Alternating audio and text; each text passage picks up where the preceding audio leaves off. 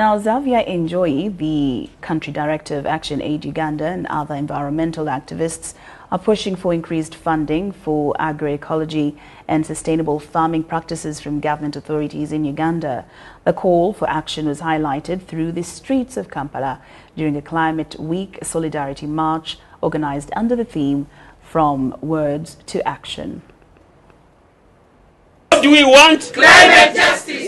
The event rallied activists, citizens and policymakers, stressing the need to turn words into action. So we want to announce today that what we need is action.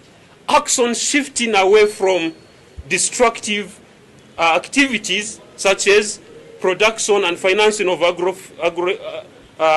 industrial agriculture and fossil fuel, to supporting real solutions which research has backed and shown that it can help in, first of all, nurturing the livelihoods of people affected, but also helping to contribute to restoring the ecosystem. At the forefront was the promotion of agroecology and a holistic approach to farming that emphasizes ecological balance, biodiversity and resilience to climate change. Funding agroecology rather than funding industrial agriculture is the solution.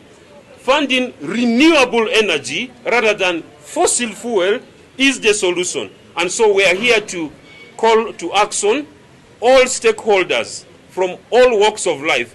Agroecology enhances food security, mitigates environmental damage, and builds community resilience against climate challenges. Pregnant women with the extreme heat are losing babies. We just experienced heat waves, and you can see the impact of the heat wave on people who are already vulnerable because they are carrying life. We do not want to lose another life to the devastating effects of climate change. Activists argue that adequate financial support from the government is essential to scale up agroecological interventions, train farmers in sustainable practices, and promote research and innovation. A community like Wadlai is one that suffers from both floods and drought in the same year, and all these are coming about because of human activities such as cutting trees and it's cutting trees and things like that, practices that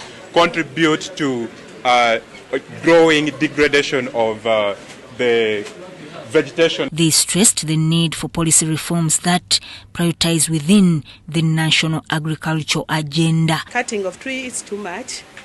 Balalo issue is too much. Beating of people who are working hand in hand to see that their trees are not cut is too much. Now you see me today representing those with a disability. I'm not a disabled person, but due to stopping of those people cutting trees, they can beat you, they can torture you. Mine is beyond beating, was torture. Sudat Kaye and Mike Bakabulindi, UBC News.